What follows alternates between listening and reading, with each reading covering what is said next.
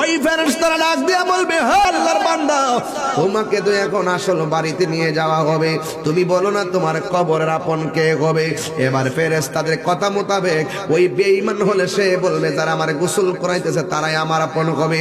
চারজন যখন কান্দের মধ্যে লইব, এবার ফেরেশতা জিগাইব, তোমার আপন কে হবে? সে বলবে, যারা আমার কান্দে লইছে তারা কবরে আপন হবে।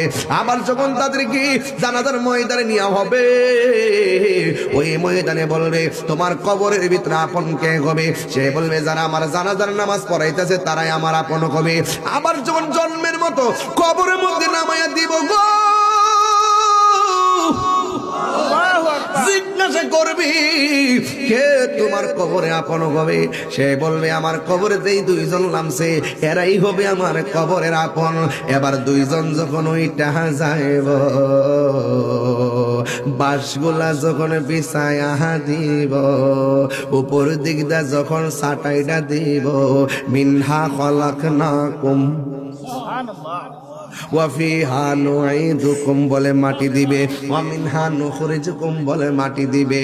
এইভাবে মাটি দিয়া যখন কবর অন্ধকার কইরা ফেলাইব, ডানে মাটি বামে মাটি, উপরে মাটি নিচে মাটি, পায়ের তলায় মাটি, মাথার উপরে মাটি। এরপরে ফেরেশতারা জিগাইব, এখন তোমার কবরে আপন কে? তখন বলবে, গায় আল্লাহ, ঘরের মধ্যে কাঁদলো, আমার কবরে কেউ আইলো না, আমার যে জানাজা দিল আমার কবরে কেউ আইলো না, আমার গোসল দেওয়া কান্দে লইল আমার কবরে কেউ আইলো না, আমার কবরস্থানে নামায়া এরা কেমনে বেঈমানের মতো চলে গেল। হাইরে নিষ্ঠুর পৃথিবী, এত নিষ্ঠুর যদি হবে পৃথিবী, তাইলে দুনিয়ার জন্য আমি মস্তাম না রে। আর যদি ইমানদার হইতো, ইমানদার বলবে, আমার কবর ভিতরে যিনি আপন হবে তিনি আছে সোনার মদিনা। জোরে জোরে কে আল্লাহু আকবার বলা যাবে না? ওই ইমানদাররা কবরের মধ্যে যাইবে, কবরের মধ্যে যাওয়ার পরে ফেরেশতা নামে দুইটা, আমি বলি তিনটা ফেরেশতার প্রথম ফেরেশতা আইসা ভিতরে রুহটা দিয়া যাইব এমনি। এবার এইভাবে যখন দুইটা ঘুরে দেখবেন কই আইছি রে, ও আসল জায়গা দিতে আইছি। দেখেন বেঈমানরা কবরে গেলে অন্ধকার দেখে পাগল হয়ে যাবে, আর ইমানদাররা বলবে, আমি জাগা মতো আসছি, এখানে আমার মধুর মিলন হবে। এই ইমানদাররা কবরে যাওয়ার পর দুইজন ফেরেশতা কবরে নামবে, সালাম দিয়া উইঠা তার এমন করে বসাইব, বসাইয়া বলবে, মার রব্বুকা, তোমার রবকে? সে বলবে, রব্বি আল্লাহ।